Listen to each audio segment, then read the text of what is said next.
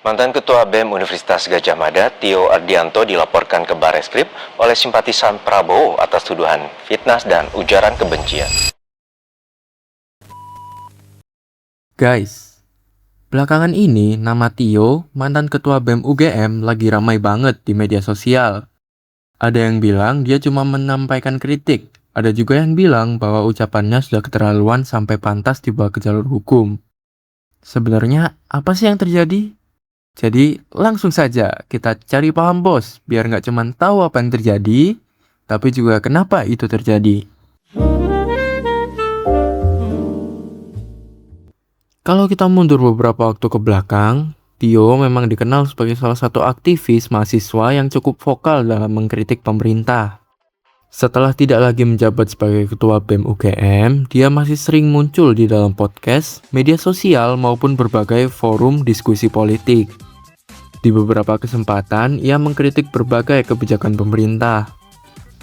Mulai dari persoalan anggaran negara, kondisi demokrasi, sampai program-program yang menurutnya perlu dievaluasi. Sampai di titik ini, sebenarnya tidak ada yang aneh. Dalam negara demokrasi, kritik terhadap pemerintah merupakan hal yang wajar. Bahkan, kritik sering dianggap sebagai salah satu bentuk kontrol masyarakat terhadap kekuasaan. Namun, kontroversi mulai muncul ketika kayak penyampaian Tio dianggap berubah. Banyak orang menilai bahwa kritik yang awalnya membahas kebijakan mulai bergeser menjadi pernyataan yang dianggap menyerang pribadi Presiden Prabowo Subianto.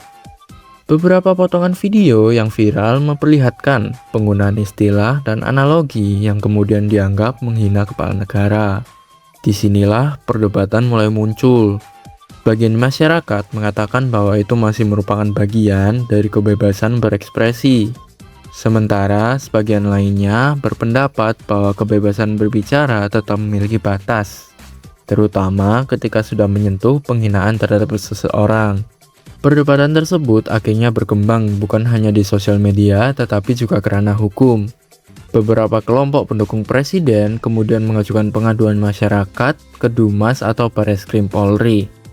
Perlu dicatat, yang diajukan pada tahap awal bukan langsung laporan pidana biasa, melainkan pengaduan masyarakat agar aparat dapat menelaah apakah memang ada dugaan tindak pidana atau tidak. Di sisi lain, ada pula laporan terpisah yang diajukan oleh pihak lain ke kepolisian.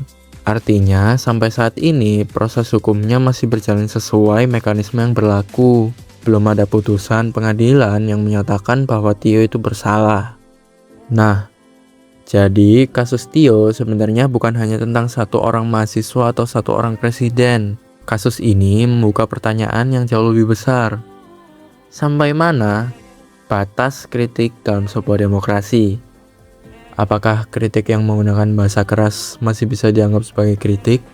Atau justru ketika kritik berubah menjadi serangan personal, negara memang berhak memberikan batas? Di sisi lain, apakah penggunaan jalur hukum terhadap kritik politik justru bisa menimbulkan kekhawatiran bahwa masyarakat akan jadi takut untuk menyampaikan pendapat? Ini adalah pertanyaan-pertanyaan yang sampai sekarang masih diperdebatkan oleh akademisi, praktisi hukum, maupun masyarakat umum. Yang jelas, dalam negara demokrasi, kritik memang penting, tetapi etika dalam menyampaikan kritik juga tidak kalah penting. Begitu juga dengan penegakan hukum. Hukum harus mampu melindungi kehormatan seseorang tanpa menghilangkan ruang kebebasan pendapat. Karena kalau salah satu lebih dominan daripada yang lain, keseimbangan demokrasi bisa terganggu. Jadi, menurut kalian bagaimana? Apakah kasus ini murni soal penghinaan? Atau justru menjadi ujian bagi kebebasan berpendapat di Indonesia? Tulis pendapat kalian di kolom komentar.